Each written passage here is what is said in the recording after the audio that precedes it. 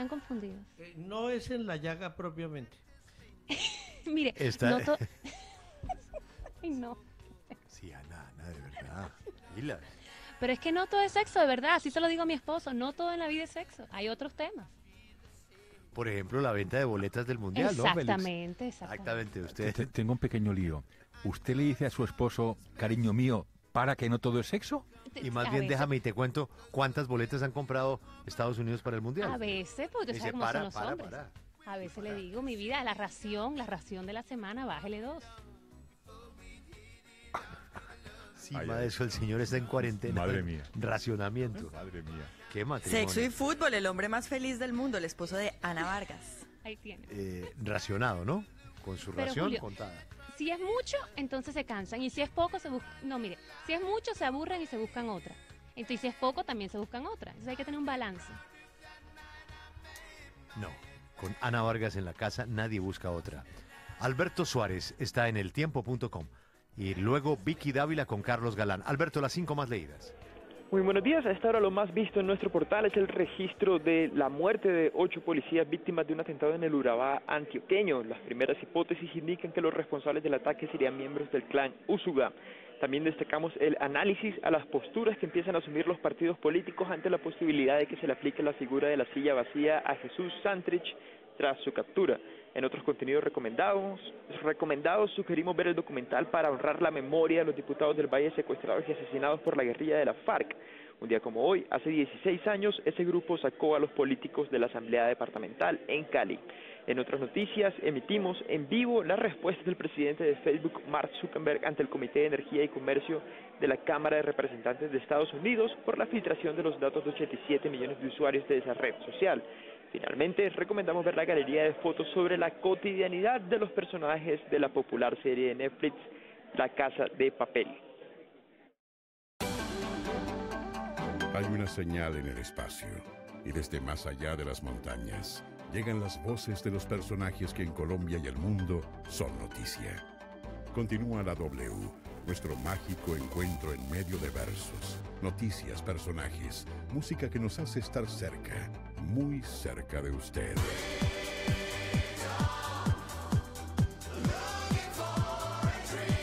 La W, primer informativo de la frecuencia modulada, primer lugar de sintonía. La W presenta Vicky Dávila. Arena Bogotá, próximo a inaugurarse con su Arena Mall, el centro comercial con las mejores marcas. Arena Bogotá presenta en la W, Boletín de Noticias.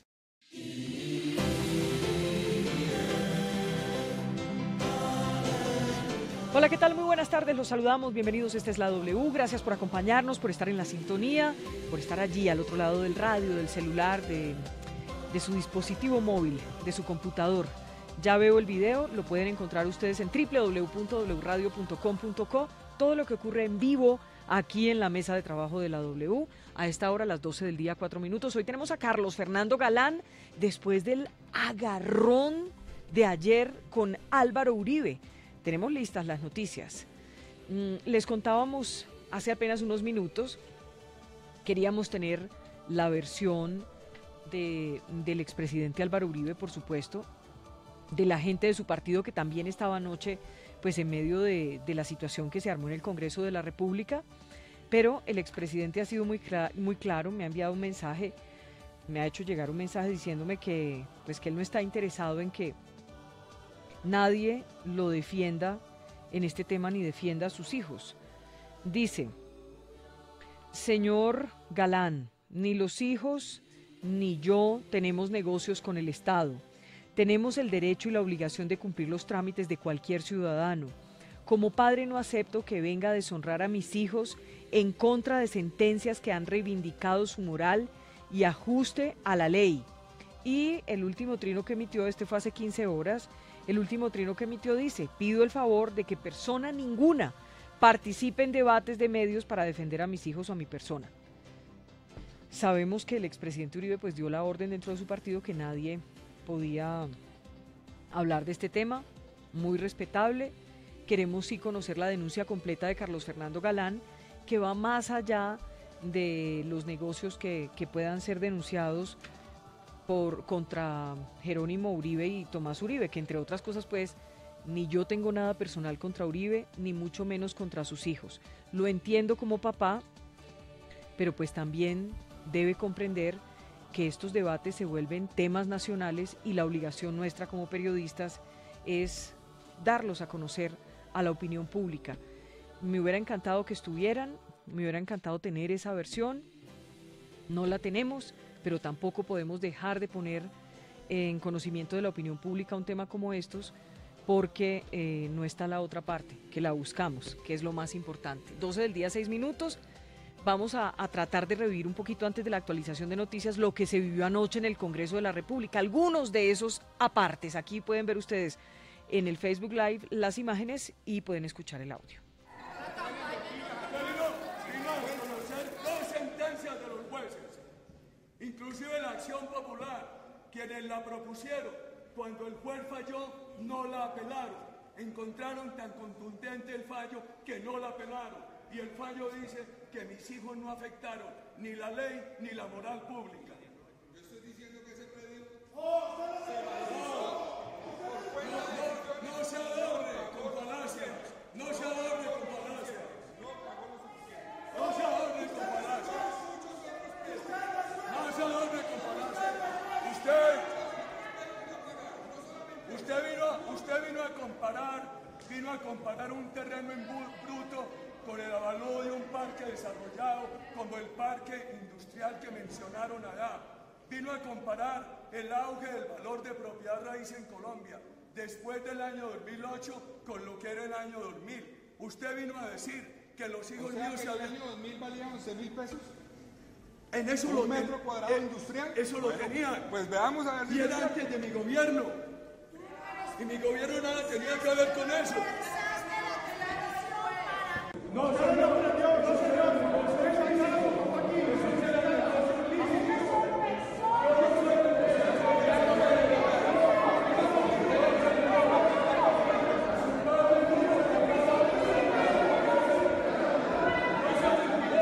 Brava que casi le pega. ¿A usted qué le importa? Cuidado, le pega. No, señor.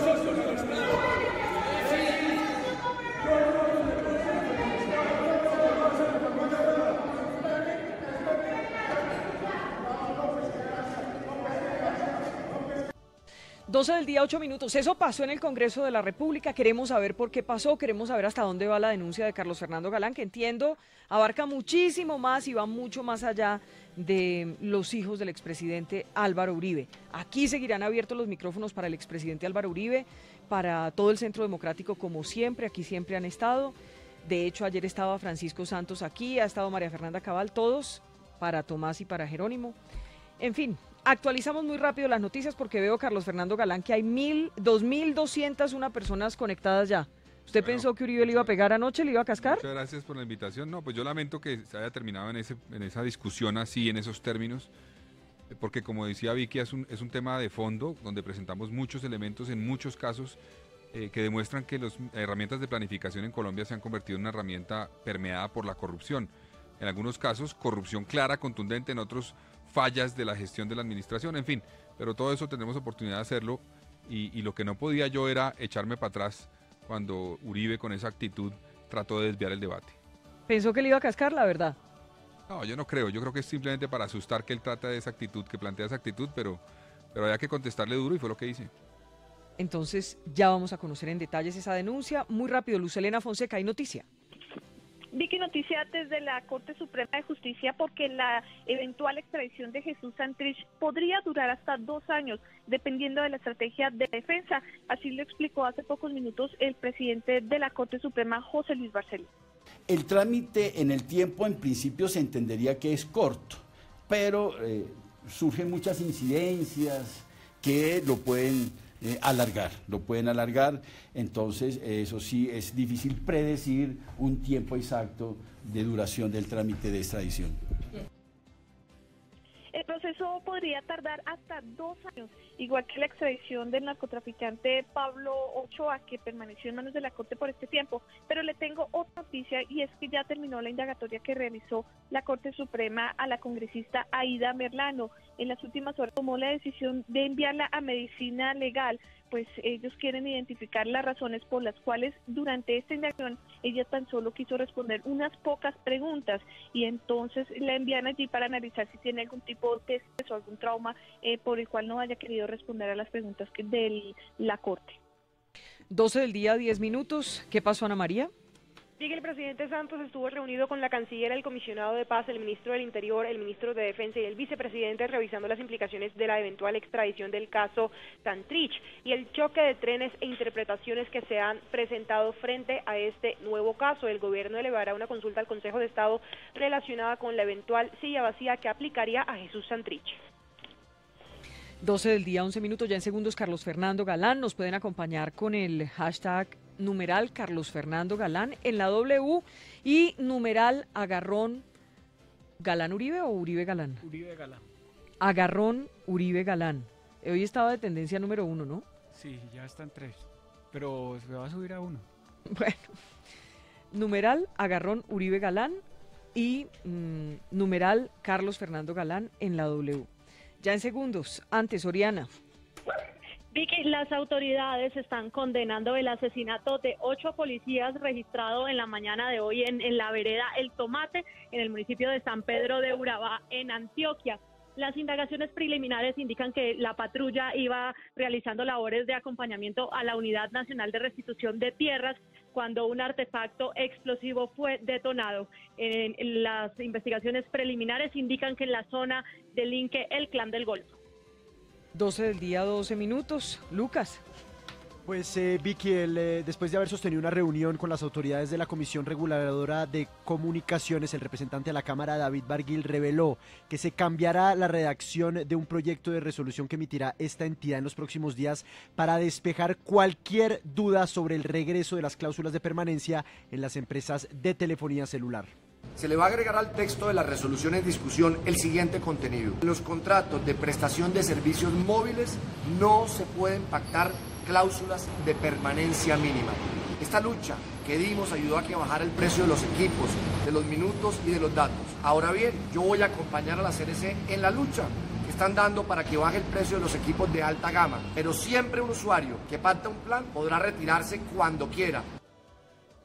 12 del día, 13 minutos. Paula Bolívar, la ONU. Vicky, pues el director ejecutivo del Medio Ambiente de las Naciones Unidas, Eric Solheim, atendió el llamado del ministro de Ambiente, Luis Gilberto Murillo, frente a la emergencia medioambiental en Barranca Bermeja. Pues hace pocos minutos el funcionario anunció que como reacción inmediata ha requerido a la dependencia del medio ambiente de la ONU y a la Oficina de Atención de Desastres para crear un grupo con el mayor número de expertos internacionales para que en menos de una semana lleguen hasta la Lizama Santander, para que en conjunto con el Estado colombiano se pueda dar de forma inmediata una solución a esta catástrofe ambiental. ¿Qué pasó, Cristian? Vicky, pues la Agencia Nacional de Infraestructura y OPAIN, concesionario de INSA, confirmaron que el próximo 29 de abril, en horas de la madrugada, se dará inicio la operación nacional de Avianca en la terminal T1 y el de las aerolíneas Easyfly y Satena en el puente aéreo T2. Estas son algunas recomendaciones hechas por Álvaro González, gerente de OPAIN, frente a dicho cambio en el aeropuerto El Dorado. Okay. Eso empieza el día 29. Ese es el día en que la situación va a cambiar radicalmente.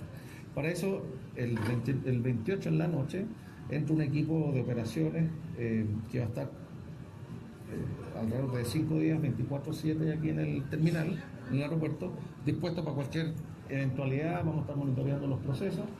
Vamos a tener también informadores del aeropuerto, justamente para dar información a los pasajeros y coordinar traslados si es que los pasajeros llegan al terminal equivocado. Y finalmente, para entrar en materia con Carlos Fernando Galán, Juan David, ¿qué más se supo de los periodistas ecuatorianos que esta mañana circuló el rumor de que pues supuestamente habían sido asesinados? Lo último fue la declaración del ministro ecuatoriano del Interior, César Navas, que pidió y ya habla de la realización de las operaciones ofensivas en la zona fronteriza con Colombia. Dicen que este comunicado no es veraz, están investigando de dónde viene y si es veraz o no. Añadió que tras conocer apartes del secuestro, han pedido a las autoridades colombianas que no se ejecuten operaciones que comprometan la identidad de los 3 compatriotas que se encuentran secuestrados. Vamos a estar muy pendientes, Vicky, porque hasta el momento es una información que no es veraz el comunicado que habrían emitido los secuestradores. 12 del día, 15 minutos. Carlos Fernando Galán, bienvenido a la W. Muchas gracias, Vicky. Un saludo a todo el equipo de la W y a todos los oyentes que nos acompañan. Terminó en un zafarrancho, así es que podemos llamar lo ocurrido anoche entre usted y Álvaro Uribe. Viva a varios de los congresistas del Centro Democrático, también pues en medio del rifirrafe. Vi a su hermano Juan Manuel, estaba allí en el lugar, ¿estaba grabando con el celular? No, creo que una asesora de prensa. Ya, porque vi al congresista Mejía que se fue como un poco encima. Un poco agresivo. Sí. Agresivo. Es común en ese grupo político la agresividad. Pero Vicky, es triste un poco que un debate de fondo tan importante como el que se planteó ayer, donde presenté una investigación que incluye muchos municipios, muchos casos que llevamos más de 1 año y medio trabajando, pues termine simplemente en una discusión de un debate salido de tono entre el expresidente Uribe y yo.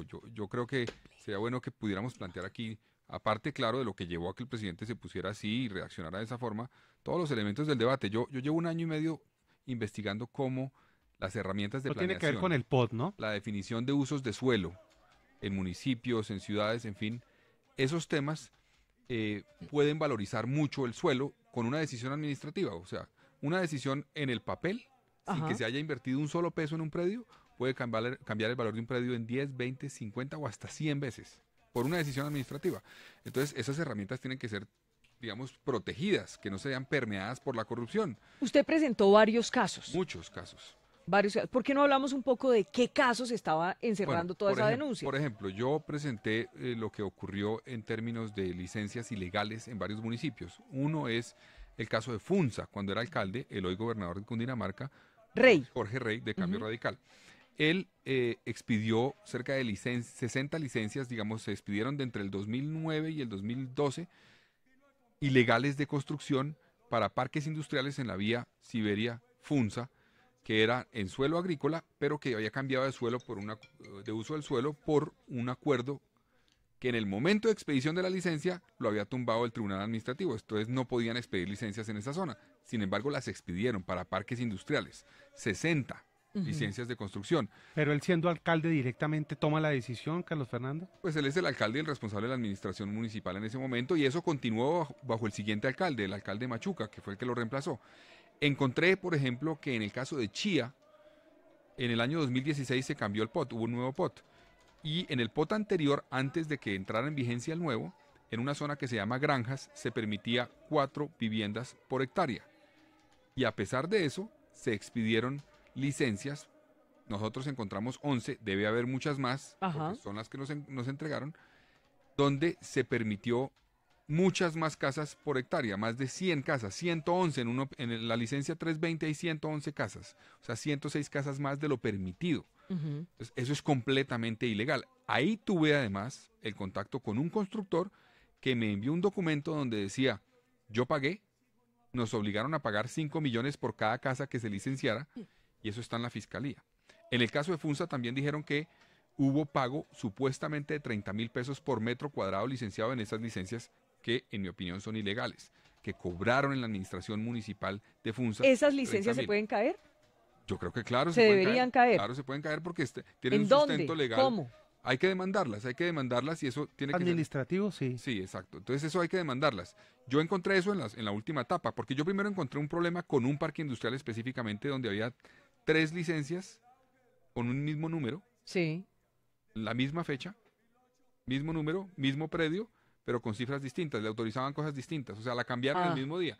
Entonces yo investigué esa y a raíz de esa encontré las otras 60 licencias que en mi opinión son ilegales. Carlos Fernando, como el tema es tan técnico, por ejemplo, me parece muy importante el caso del hoy gobernador de Cundinamarca y que fue alcalde de Funza. Pues sobre todo si usted cree que hubo corrupción ahí, Carlos Fernando. ¿Y qué fue lo que hizo? Claro, no, hay denuncias y eso lo tiene la Fiscalía. La Fiscalía me envió una carta donde dice un fiscal delegado ante la Corte que inició un proceso metodológico para evaluar una investigación sobre ese caso que yo denuncié.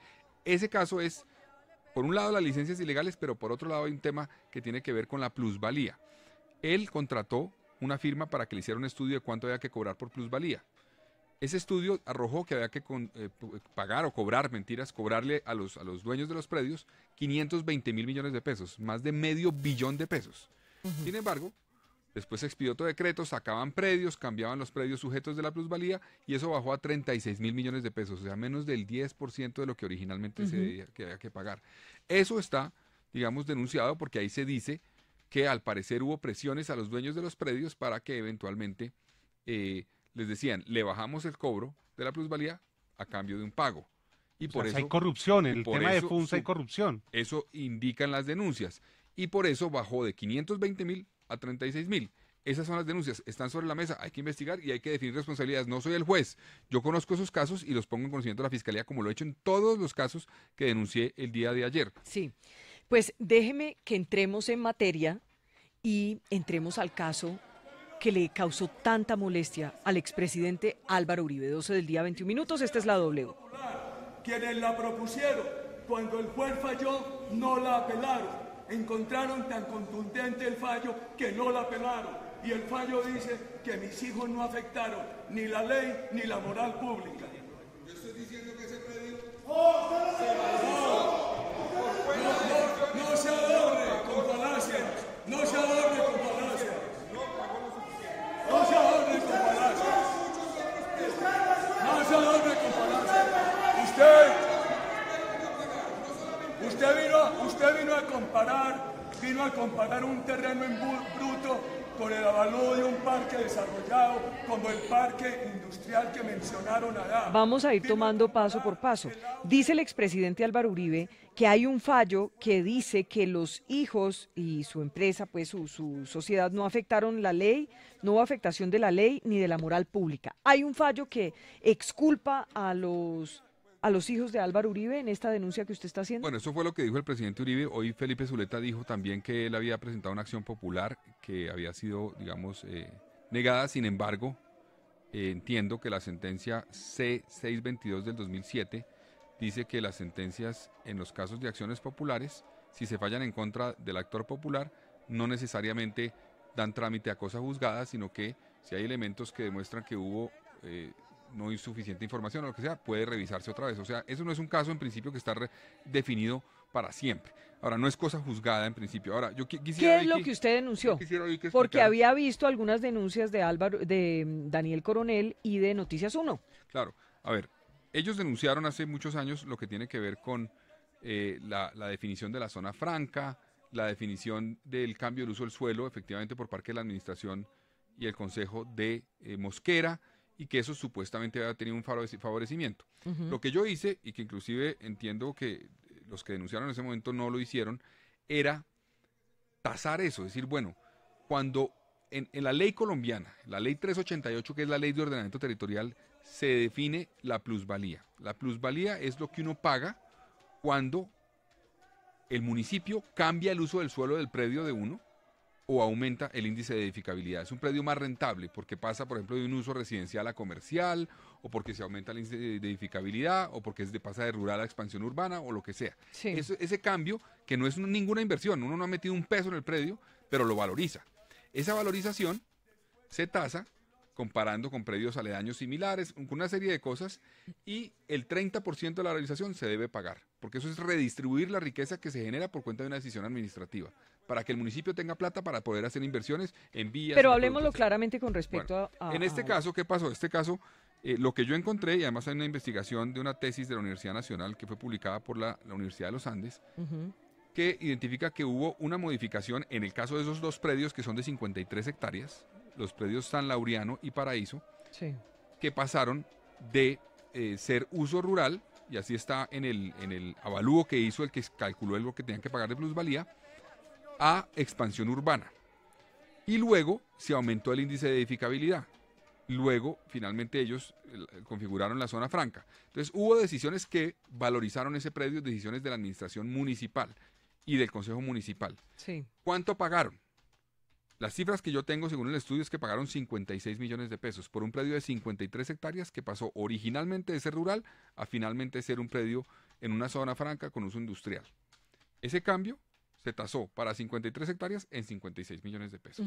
Ahora, el presidente Uribe dijo ayer, pues mis hijos o los dueños del predio aportaron en especie una parte de la plusvalía a través de una bomba de agua que costó como 130 millones de pesos. O sea que en teoría, él dice el pago era de 180 millones de pesos de plusvalía. Sigue siendo una cifra irrisoria para un predio de 53 hectáreas que termina siendo industrial. Yo encontré un caso, Vicky, para comparar, para que la gente tenga un poco, bueno, ¿eso cómo es? Un caso es, miré varios casos, pero uno interesante es uno que se llama el Parque Industrial Compostela, que queda en Mosquera también, que es un predio de 3 hectáreas. El de la zona franca de Occidente son 52.8 hectáreas. Esto es 3 hectáreas, mucho menos. Ese predio también cambiaron el uso del suelo y pagaron 1.300 millones de pesos de plusvalía. Muchísimo más, pagaron, no sé, 20 veces más. Ahora, si uno dice que fue 180, 7, 8 pero veces Carlos más. Fernando, esto no puede ir a interpretaciones y se lo digo por qué. Porque quiero leer lo que dice el Tribunal Administrativo de Cundinamarca en ese momento en el fallo. Esto es lo que decidieron los magistrados. Dice, lo cierto es que no se modificaron los usos del suelo de esa parte del territorio del municipio, que demuestre indubitablemente dicho favorecimiento que se predica en la demanda. Dice además el tribunal, porque el uso previsto desde el año 2000 no era otro que el industrial, fecha para el cual el doctor Álvaro Uribe Vélez no era presidente de la República y ninguna injerencia pudo ejercer a condición de una magistratura inexistente. Estos son los apartes que dice el fallo, y usted sabe que de todas maneras esto tuvo un largo estudio. Y esta es la decisión de los magistrados, o sea, gustenos o no nos guste, de todas maneras es la ley y esto es lo que decidió el Tribunal de Cundinamarca. Primero, Jairo, qué bueno que usted me pase ese informe, porque no lo tengo. Uribe lo mencionó ayer. Sí, él lo mencionó. Entonces sería bueno, si usted lo tiene completo, El fallo es el fallo del Tribunal Administrativo de Cundinamarca. Pero si ya lo leyó, sería bueno que me lo pase para yo verlo. Hay varias cosas. El presidente Uribe tiene una confusión con las normas de planeación, o plantea una confusión. Él dice que eso ya tenía uso industrial, entonces no podía ser rural. Pues resulta que existen predios rurales que tienen un uso industrial. Eso existe en la normatividad colombiana. Él dice que eso es imposible. Bueno, sería bueno preguntarle a un experto en planeación si eso es imposible. Segundo, él menciona el tema de que eso ya estaba incluido en expansión urbana desde el Acuerdo 1 del 2000 de Mosquera, que fue el POT de ese año, que ya estaba incluido. Eso dice el artículo 14, dice él. Pero el artículo 15 incluye a esa vereda o esa zona, 7 trojes, como zona rural. Dice zona rural. Pero bueno, asumamos que ya estaba incluido en expansión urbana. Ese predio ha debido pagar, en todo caso, por esa inclusión en expansión urbana, bien sea en el 2000 la inclusión, bien sea en el 2007, ha debido pagar plusvalía. ¿Cuándo se paga la plusvalía? Yo no digo que necesariamente los hijos de Uribe, entonces los dueños anteriores. El que sea, el predio, el dueño de ese predio, en el momento que sea, se paga la plusvalía cuando hay un cambio del uso del suelo, pero eso solamente se hace efectivo cuando se materializa el mayor valor, es decir, cuando se expide una licencia de urbanismo o de construcción o cuando se vende el predio. Carlos en uno de esos dos casos hay que pagar la plusvalía. Entonces, aquí sí pagaron plusvalía. Pues tanto es así que, o sea, sí hubo un cambio del uso del suelo, aunque lo diga el tribunal, pues el fallo, la resolución expidió el tema diciendo que había que pagar plusvalía, solamente 56 millones. O sea que sí hubo un cambio. Y segundo, el decreto 53 del año 2007, si no estoy mal, de ese municipio, aumentó el índice de ocupación del predio. Y la ley 388 dice que cuando se aumenta el índice de ocupación, hay que pagar plusvalía. Carlos Eso Fernando, se aumentó cuando ellos ya eran dueños del predio. pero usted cree, y se lo pregunto directamente, ¿usted cree que hubo alguna injerencia extraña, algún aprovechamiento político, algún acto indebido por parte de los hijos del expresidente Álvaro Uribe con respecto a los pagos de los cuales usted nos está hablando? Yo no tengo pruebas más de lo que ha conocido la opinión pública de otras denuncias, y no voy a decir que tengo una prueba que hubo algo indebido, digamos que hubo algún favorecimiento o presión o lo que fuera. Yo miro simplemente la norma. Yo digo, aquí hay un predio, que la ley dice que cuando pasa esto, debe pagar esto. ¿Y qué pagó? Pagó mucho menos. Eso es lo que yo ¿Cuánto encuentro. tenían que supuestamente pagar? Pues según el estudio de la Universidad Nacional de la tesis, 40.000 millones de pesos, en vez de 56 o de 180 según la tesis de la bomba de agua. Bueno, asumamos que de pronto este estudio, porque el presidente Uribe lo desvirtúa diciendo que la comparación es con un predio ya desarrollado, que ya tenía construcciones. Entonces dice que no se puede comparar. Eso es relativo. Puede uno decir que efectivamente no es exactamente comparable, pero es distinto un predio para una zona franca que simplemente un parque industrial, 1, y 2, ustedes saben que cuando uno tiene un predio, lo que más vale del predio es la tierra. Es lo que más vale que la construcción. Ese es el mayor valor. Entonces sí, puede haber una diferencia, pero no es tan grande para decir, no eran 40.000, eran 180. Esa diferencia es demasiado grande. En mi opinión, no se pagó lo suficiente. Pero repito, este es un caso de muchos. En Cota, por ejemplo, no se ha pagado nada de plusvalía. En La Calera tampoco. El fallo que no la apelaron. Y el fallo dice que mis hijos no afectaron ni la ley ni la moral pública. Yo estoy diciendo que ese predio... No se adorne con falacias. No se adorne con falacias. No se adorne con falacias. No se adorne con falacias. Usted vino a comparar un terreno en bruto con el avalúo de un parque desarrollado como el parque industrial que mencionaron allá. Vino a comparar el auge del valor de propiedad raíz en Colombia después del año 2008 con lo que era el año 2000. Usted vino a decir que los hijos míos se habían... ¿El año 2000 valía 11.000 pesos?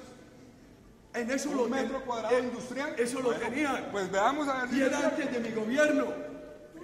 Y mi gobierno nada tenía que ver con eso.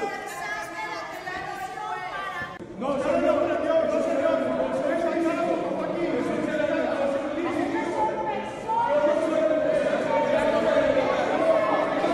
Carlos Fernando, esto se volvió un problema tan grave anoche en el Congreso de la República que obviamente salió a relucir su papá. Estoy viendo aquí algunos mensajes y entonces la gente cree que usted está utilizando políticamente esta información para hacerle daño a Uribe, a la candidatura de Iván Duque, que lo que quiere es mortificar a Uribe porque se trata de los hijos. Él aquí incluso en una entrevista nos reconoció, nos decía, mire, lo que más me saca a mí de quicio es que se quieran meter con mis hijos. Y anoche pues claramente lo vimos muy desencajado.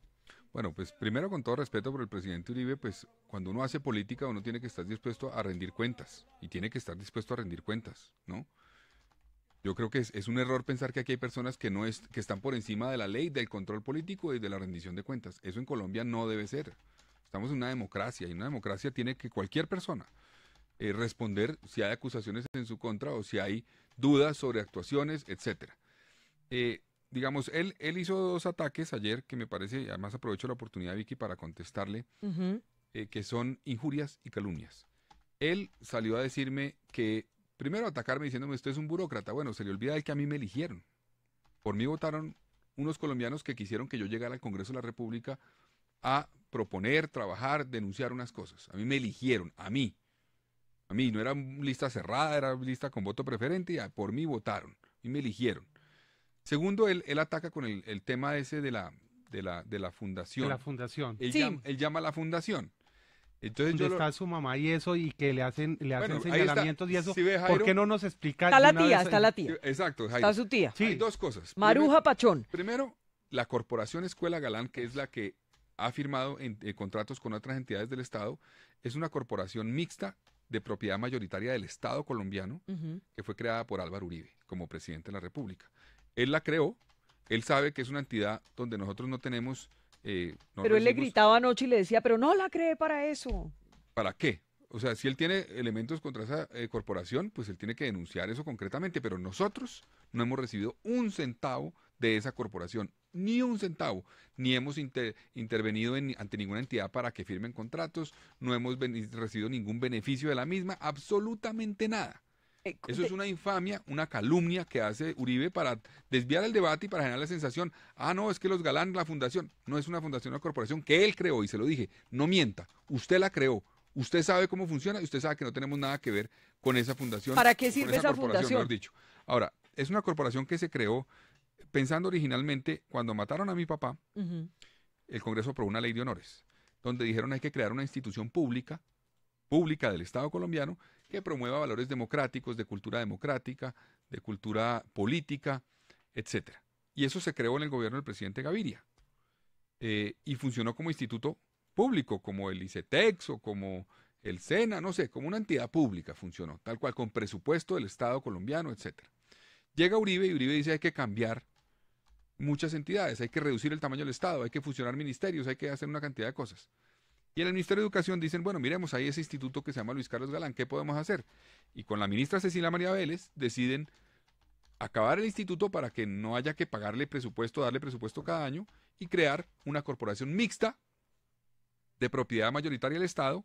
Los otros que participan ahí, no sé quiénes son, no los conozco, no tienen nada que ver con nosotros, ni sé quiénes son minoritarios. En todo caso no reciben un centavo porque es una corporación sin ánimo de lucro, como cualquier fundación. ¿Pero para qué sirve? ¿Para qué Para sirve? promover temas democráticos. Yo no, digamos, yo no estoy metido en el funcionamiento, no sé, no tengo vínculos con ella, no puedo explicar exactamente ¿Quién qué está es en lo la que cabeza hace. de la familia? Bueno, la directora ha sido Maruja Pachón, que es tía mía, porque ella fue ministra de Educación. Ella ayudó a la creación del instituto cuando el gobierno Gaviria decidió cumplir la ley de honores, pero ella es una empleada.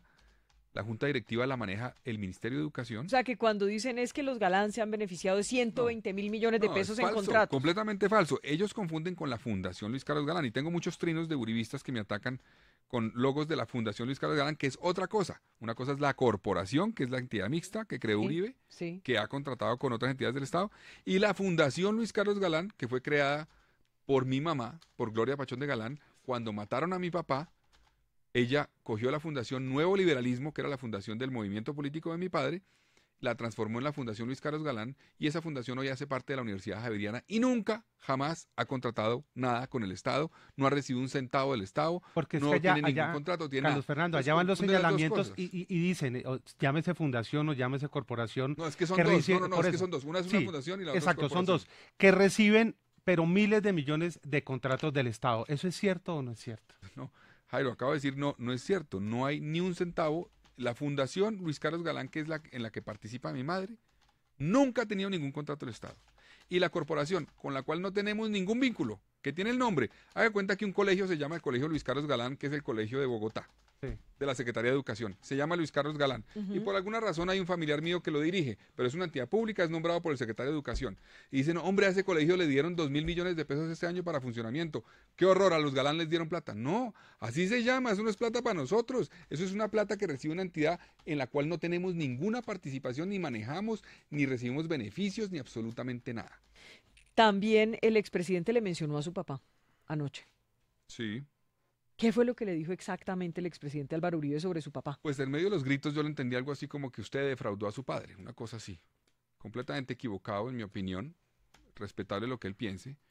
Y yo le dije algo pues que en medio del debate me pareció relevante decirlo porque fue una enseñanza que me hizo mi padre. Yo tenía 12 años cuando lo mataron, pero pues alcancé a conocerlo, a viajar mucho con él, a compartir mucho con él. Y él siempre nos dijo a nosotros que la política y los negocios privados eran incompatibles.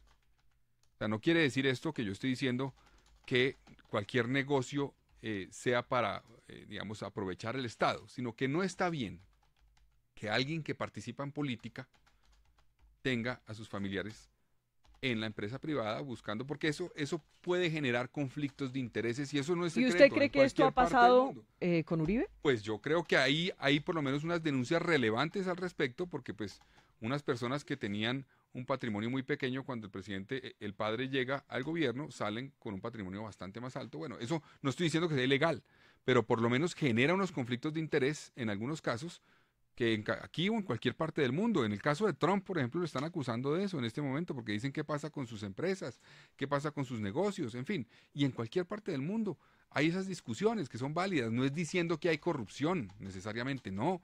Pero sí es un tema que en la enseñanza que me hizo mi padre era una división clara que había que tener. Y Uribe Lo que él también decía, contestó, cuando usted le dijo eso, Uribe también contestó. Me parece que en las grabaciones queda muy claro que él le dice que él tampoco nunca ha mezclado los negocios, que nunca ha hecho No, es que él negocios. confundió como si yo le estuviera diciendo que él hace negocios con el Estado. Ujú. Yo no dije eso, yo dije que promover empresa privada cuando uno está en la política es complejo, genera conflictos de interés, genera dificultades.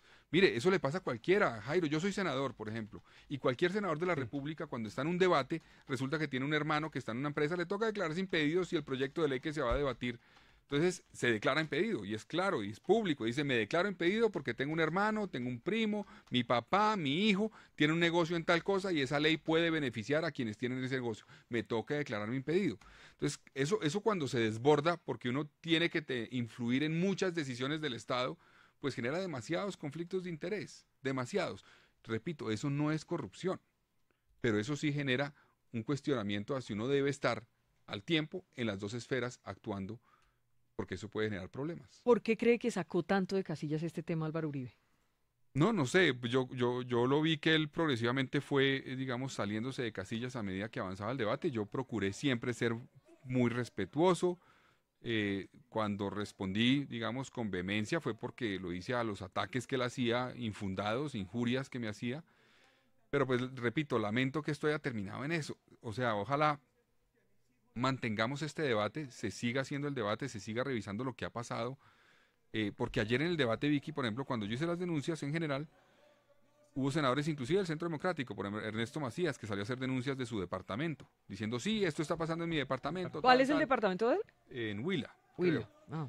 Salió Luis Fernando Velasco a hacer también denuncias. El Cauca. Salió Jorge Eliezer Prieto a hacer denuncias. Salió Manuel Virgüez a hacer denuncias sobre el tema de Que Cartagena. es un tema de interés de todo lo que está pasando con el nacional, POT. mire, es un tema nacional. En algunos casos son irregularidades de corrupción, en otros es mala gestión de las entidades, que no lo hacen bien por falta de capacidad técnica. Hay diferentes cosas que están pasando. Pero el fenómeno de corrupción exclusivamente, si uno se refiriera a eso, es un fenómeno que es casi más rentable que el narcotráfico, porque con una decisión administrativa, en un papel usted puede cambiar el uso del suelo de un predio y valorizarlo en 10, 20, 30, 50 o 100 veces. Entonces eso tiene que tenerse mucho cuidado a la hora de manejar esas herramientas de planeación. Entonces, pues básicamente ese fue el debate. Ojalá lo sigamos dando, porque el país sí tiene un problema. El problema más grave de esto, Vicky, es que al permitir estos casos o de corrupción y en otros casos de mala gestión, se está permitiendo un desarrollo que no es sostenible, se está permitiendo un crecimiento de los municipios. Pero ¿quién sería, por ejemplo, el responsable de esas decisiones? Digamos, usted ya nos ha mencionado al hoy gobernador de Cundinamarca, nos menciona el caso del negocio de los hijos de Álvaro Uribe. ¿Qué otros casos tiene ahí? No, pues en estos intervienen, cuando se modifica el uso del suelo de un predio, intervienen, por ejemplo, los dueños de la tierra, intervienen el alcalde o la administración municipal, interviene la autoridad ambiental, que en este caso de Cundinamarca es la CAR. Entonces hay diferentes eslabones que intervienen y a veces hay un eslabón que es permeado por la corrupción o varios. Mire, yo he conocido casos de gente que me dice, yo tengo un predio que no me lo quisieron incluir en perímetro urbano porque no pagué. Y usted mira los aledaños y los incluyeron y yo no pagué. Hay casos donde hay gente que confesó haber pagado. Hay un caso, por ejemplo, bien importante, es el caso de Faca Tativá. En Faca hay un testigo que ya está en la fiscalía que dice que le cobraron 320 millones de pesos para incluir su predio en el perímetro urbano en la modificación del POT de Faca. Y él está dispuesto, y ya fue a la fiscalía, a confesar que él pagó, eso es un delito. Él está confesando su delito. Pagó 320 millones de pesos y está dispuesto a confesar quién y cómo fue, a quién le pagó. Él dice, el testigo dice, que fue un notario que le pidió la plata y que dijo que era nombre del entonces alcalde. El entonces alcalde era Óscar Sánchez, que hoy es congresista. Ahora, lo que él dice es que a él le consta que el notario le pidió la plata a nombre del alcalde. No puede decir que efectivamente el alcalde la haya recibido. Pero eso está en la fiscalía. Entonces, aquí hay responsabilidad de alcaldes, aquí hay responsabilidad de concejales, de dueños de la tierra, de constructores. También hay víctimas. Hay gente que tiene en principio un derecho para construir en una zona, pero solamente le expiden el plan parcial o le ayudan a garantizar la licencia a la cual tiene derecho si da una plata. Inclusive hay gente que le dicen, si no da plata, le vamos a dar un índice de ocupación menor al que tendría derecho. Yo sé que usted le ha dado traslado impresionante exactamente a estas denuncias que son muy graves, pero ha tenido respuesta de la Procuraduría, de la Fiscalía, de la misma Contraloría. ¿Si están comprometidos, usted siente que están comprometidos en avanzar en estos procesos? Pues mire, Jairo, un tema que yo mencioné ayer es que los órganos de control a nivel local, por ejemplo en el caso de Cundinamarca, han sido prácticamente inoperantes, o sea, la inmensa mayoría de casos han sido archivados o están engavetados. En el caso de la Procuraduría Provincial de Faca, por ejemplo, ha pasado eso, o sea, creo que el 89% de los casos no tienen ningún resultado. Entonces, aquí hay dos cosas. Primero, hay que garantizar la autonomía e independencia de esos órganos de control, que no sean cooptados por la política, porque terminan los mismos grupos políticos que gobiernan, que toman las decisiones, teniendo a una ficha en el órgano de control que los vigila. Entonces, obviamente no los va a vigilar. Eso es un escenario. Y el segundo es que yo veo debilidades en la capacidad técnica de la Fiscalía y de los órganos de control para investigar estos temas, porque son temas complejos, son normas complejas. Ayer el presidente Uribe confundía, por ejemplo, la valorización con la plusvalía, y decía, no, pero es que esa valorización, esa plusvalía se generó por la inversión que hicimos en el predio, y eso en todo caso lo pagaron No, pues aquí tengo no decía mucha... él, sino decía ellos lo pagaron cuando pagaron el impuesto de renta y cuando pagaron el predial. Son cosas distintas. O sea, quien sabe de planeación se sabe que una cosa es la plusvalía, otra cosa es la valorización, otra cosa es el valor catastral que define el impuesto predial y otra cosa es el impuesto de renta. Son cosas distintas que no se pueden mezclar y decir, de pronto no pagué tanto aquí, pero lo voy a pagar acá, entonces con eso compenso. Eso no funciona así. Quiero preguntarle si usted llamó a Jerónimo Uribe o a Tomás Uribe. No, no los llamé. ¿No los buscó? No los busqué. Tengo la información, digamos, del estudio y la información que es pública alrededor de ese caso. Las otras denuncias que ya se habían hecho.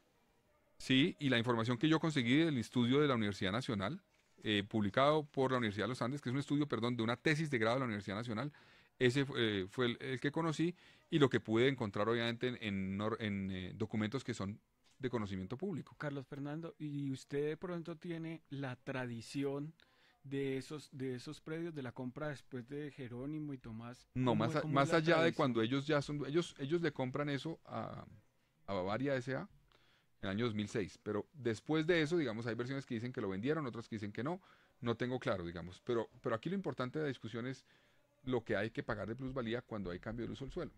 Pero encontró algo entre las personas que estaban rodeando ese negocio, ¿En qué sentido, dueños, Vicky? familiares, el No, partido, nada. De que hubiera algo ilegal, Ahora, por ejemplo. No, hay una cosa que es relevante, ya que Vicky menciona una cosa, tal vez es importante mencionarlo. A ver. Que no está vinculado directamente al caso, pero sí es relevante por quienes están. El alcalde que contrató el estudio para definir la plusvalía es el alcalde Álvaro Rosso, de Mosquera. Ese alcalde es el propietario de un predio en Apulo, donde en una zona agrícola expidieron una licencia, que en mi opinión es ilegal, para hacer un condominio de casas lujosas, casas que se están vendiendo entre 1.000 y 5.000 millones de pesos, que son casas, no recuerdo las cifras, son como 180 y pico de casas, 187 casas. Para mí ese desarrollo es completamente ilegal. Utilizaron la figura de un centro vacacional, pero eso no es un centro vacacional, eso es un condominio de casas lujosas. Y eso la norma no permite hacerlo allí. Ahora bien, repito, ese alcalde de Mosquera, sí, que hizo el volvemos estudio de la Álvaro plusvalía, Rosso, es el dueño. La comercializadora de ese proyecto en Apulo que acaba de mencionar, que se llama el proyecto Riverside, es una comercializadora que es representada o aboga por ella o la representa Jenny Rosso, la hija de Álvaro Rosso, el alcalde de Mosquera del caso de la Zona Franca. Jenny Rosso. Y Jenny Rosso es la comercializadora de ese caso, de ese proyecto, que era diputada del Centro Democrático de Cundinamarca y que fue candidata al Senado por el Centro Democrático el pasado 11 de marzo. ¿Pasó o no pasó? No fue elegida. No fue elegida. Pero digamos, hace parte del partido del presidente Uribe. ¿Y qué le dice a usted eso? No, pues yo no puedo, digamos, ir más allá de relatar los hechos. Esos son hechos. Lo que yo he descrito aquí son hechos. Hechos de lo que pasó en Mosquera, hechos del vínculo político y hechos de lo que está pasando en Apulo. Dice Daniel Coronel en su Twitter hoy, con valor por encima del matoneo, el senador Carlos Fernando Galán demostró hoy que Galán vive. Sus denuncias deben ser atendidas. Qué pereza que a uno lo estén relacionando para bien o para mal con el papá. Pero Vicky... pues no lo digo por Daniel, lo digo porque a ustedes, a Juan Manuel Galán, incluso a Claudio, que es el más alejado de la vida pública, siempre los están comparando con su papá, para bien o para mal. Sí, pues digamos, pues yo vivo orgulloso de ser hijo de Luis Carlos Galán. Me enseñó muchas cosas y trato siempre de ser coherente con lo que me enseñó. Así he actuado en política y para mí lo más importante es tener la conciencia tranquila cuando actúo en política. Así se enfrenta uno a cosas difíciles, así se enfrenta a ataques, a calumnias. Como ha ocurrido, yo he recibido mucha solidaridad en estas horas de mucha gente en redes, también muchos ataques de gente que veo que no tiene la información, que ha caído. Veo que nos están insultando mucho. Que han caído en las injurias al decir que supuestamente yo he recibido plata de esa famosa corporación, que no he recibido un peso. Entonces se dedican solamente a hablar de eso o a decir que he pelechado, digamos, del Estado todo el tiempo. Resulta que yo he sido elegido. Yo he trabajado con el Estado, ya a estas alturas voy a ir a cumplir 8, 9 años, de los cuales 8 ha sido elegido por la gente. En Bogotá me eligieron, más de 48.000 personas votaron por mí para el Consejo y al Senado votaron cerca de 88.000 personas. Fui elegido, me gané eso haciendo lo que hago, debatiendo, denunciando, proponiendo. Eso es lo que me ha permitido llegar allá. Yo no participo en una lista cerrada donde me eligen sin tener votos. No, a mí me han elegido y he corrido riesgo de ser quemado. Perdí la elección de la alcaldía, fui candidato a la alcaldía. ¿Usted no cree que votan por usted por ser hijo de Galán, sino porque usted ya ha hecho una carrera o qué? Pues tal vez al principio contribuyó mucho eso, pero a uno no siguen votando por eso simplemente. La gente tiene que decir, bueno, este tipo sí ya ha mostrado que tiene capacidad o no, y hasta ahora pues me han acompañado. En el caso de, por ejemplo, del Consejo votaron 48.000 y luego a la alcaldía 285.000 bogotanos votaron por mí. Y luego al Senado también me eligieron y yo pues seguiré haciendo política. A mí no me va a amedrentar los ataques, las injurias, las calumnias, no me van a asustar, no me van a hacer marcha atrás. Yo voy a seguir dando este debate y voy a buscar que este debate no se quede en esta discusión con el presidente Uribe, sino que demos un debate a fondo sobre lo que ha pasado en Colombia y está pasando en Colombia, sobre el uso del suelo, sobre la ¿Y ocupación. qué va a pasar con ese territorios y debate sobre el entonces? desarrollo. Que quedó a medias. No, pues esperamos poderlo seguir, digamos, esperamos a ver cuándo se puede seguir. Si no, usted sabe, Jairo, porque me conoce, que seguiré en los medios dando el debate, porque a veces, por ejemplo, el debate del carrusel de la contratación que tiene el Consejo de Bogotá, el 90% de ese debate fue en los medios, porque el Consejo de Bogotá no me citaba los debates. Se quedó ahí, eso sí es cierto. Aquí escribe Gustavo Rugeles. Sí, no pude. Y dice, la Corte Constitucional nos dio la razón frente a la denuncia que publiqué en el 2014 sobre los contratos en la escuela Galán. Demostramos la relación de la escuela con la familia Galán y los hermanos senadores. Si el señor Rugeles, que además, pues yo no debería casi que referirme a una persona que ha actuado en la vida como actúa ese señor, pero bueno. Y lo hemos criticado, imagínese. Si él yo leyera tampoco la estoy de acuerdo sentencia, con eso. si él leyera esa sentencia de la Corte, esa que él está mencionando, ahí dice, en ningún momento ese artículo de Gustavo Rugeles y las dos orillas insinúa que la familia Galán haya recibido beneficios por cuenta de los contratos de la corporación. Eso es lo que dice la Corte. Y por eso dijo no hay que tutelar el derecho al buen nombre de ellos porque no les está afectando. Eso fue lo que dijo la Corte. Y él está defendiendo esa sentencia, una sentencia que dice que en ningún momento se insinuó que nosotros hubiéramos sido beneficiados por contratos. Entonces, si él defiende esa Corte, que sea esa sentencia, que sea coherente con esa sentencia, porque la sentencia lo que dice es que no hay que tutelar, no porque sea cierto, sino porque el artículo, según la Corte, nunca lo insinuó. Carlos Fernando, hablemos estos últimos minutos de política. ¿Cómo está viendo Cambio Radical, usted que ha sido uno de los más críticos dentro de su propio partido? Bueno, pues yo sigo siendo crítico de decisiones que se tomaron en la lista. Creo que es una equivocación. Ahora creo que el debate, digamos, a estas alturas se ha puesto muy complejo. Yo creo que el país no debe tener que escoger entre el uribismo y Petro. Yo creo que aquí debe haber una alternativa. ¿Y la alternativa es Germán Vargas? Yo creo que sí, porque en mi opinión Fajardo y De la Calle han cometido muchos errores, y no tienen, en mi opinión, el potencial de crecimiento que sí le veo a Germán Vargas. Yo creo que Vargas, inclusive en la encuesta que salió revelada hoy en Caracol Radio, ya crece en la de cifras y conceptos. Creo que por el apoyo de la U, creo que por los debates que vienen, va a crecer, y cuando los colombianos vean que la tercería puede ser por ese lado, puede lograr competir. Yo creo que si él logra crecer en las próximas semanas a un 15 o 17%, ¿puede pasar a la segunda va a vuelta? estar peleando el cupo en segunda vuelta. ¿Con quién sería la segunda vuelta? Pues yo creo que con Duque, evidentemente. Yo no creo que ¿Cree que Petro no alcanza la segunda vuelta? Pues yo creo que la pelea por el cupo está entre Vargas y Petro. Ese es el cupo. Hoy tiene, en principio, la delantera Petro.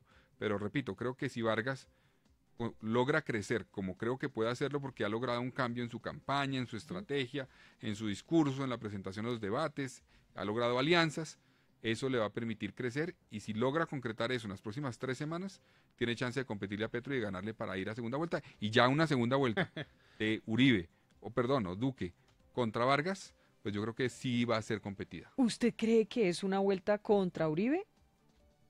Pues, Vicky, usualmente cuando hay 2 vueltas, la gente vota sobre todo por el que más le gusta en la primera vuelta y por el que menos le disgusta en la segunda vuelta. O sea, vota a favor en la primera y en contra en la segunda. No todo el mundo, obviamente, pero mucha gente.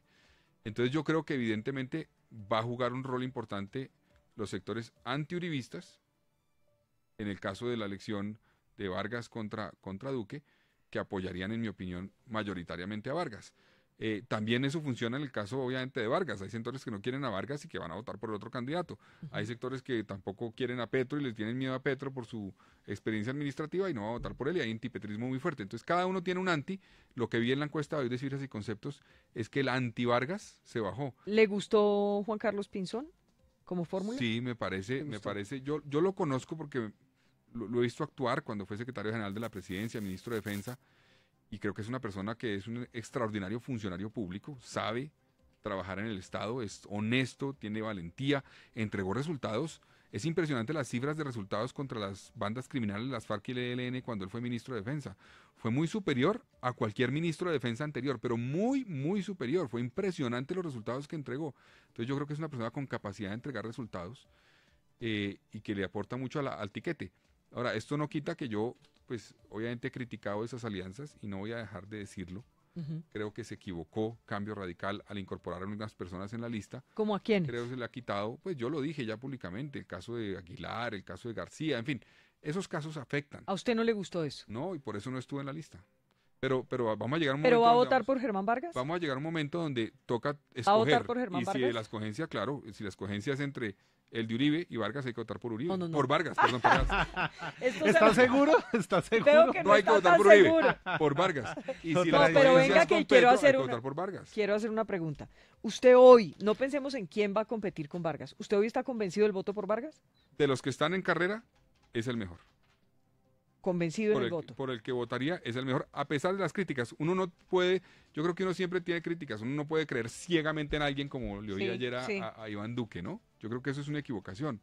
Creer ciegamente en nadie, yo creo ciegamente en Dios, en mi padre que está protegiendo desde donde está, pero no más. ¿Usted no cree ciegamente en Vargas? No, pues yo creo que ha cometido errores, y lo he dicho públicamente, ha cometido errores, pero a pesar de esos errores, yo creo que es la persona más preparada para enfrentar los retos que tiene el país y para poder gobernar sin jefes. Tiene capacidad de gobernar sin tener un jefe al lado que le va a decir qué hacer. ¿Usted sí está en el Partido Cambio Radical? Pues no participo mucho en el partido, estoy ¿No? terminando el periodo. Ni tampoco está yendo a lo de la campaña. No mucho. Lo tienen zapateado, pues, mejor dicho. Pues yo estoy un poco alejado más porque estoy haciendo una maestría, Vicky. Volverá. No. En la Universidad de Nueva York. Espérese. Me gané una beca en la Universidad de Nueva York, que estoy estudiando. Oiga, y voy cada 3 semanas allá. Pero venga, le digo una cosa, deme la mano. La verdad verdadera es que usted no está haciendo campaña presidencial para Germán Vargas. Pues yo creo que más que cualquier campaña que podría estar haciendo es lo que he dicho hoy aquí. O sea, yo puedo tener críticas y hay que ser sincero con la gente. Cuando uno no es sincero, cuando uno defiende un candidato diciendo no, es perfecto, no tiene ningún problema, eso no es creíble. No es perfecto. No es perfecto. Pero al país, por lo que está sobre la mesa, es el que más le conviene. ¿Es el candidato de Santos o no? Pues seguramente habrá sectores del gobierno de Santos que lo acompañan, digamos, que lo ven como... ¿De Juan Manuel Santos sí o no? Hay varios de Juan Manuel Santos, o sea, entonces está de la calle, está Vargas, ¿sí? Claro, pues hay varios que trabajaron con él. No, Duque, una cosa es que Duque trabajó con él, pero sabemos que no es el pues candidato de Santos. No me consta que sea el Usted acaba de candidato. decir hace un ratito que es el de Uribe, entonces sabemos que no es el de Santos. ¿Vargas es el de Santos sí o no? No, yo no creo que sea el de Santos. Gracias, doctor Carlos Fernando Galán, por Gracias. estar con nosotros hoy en la W. Ya volvemos para actualizar las noticias.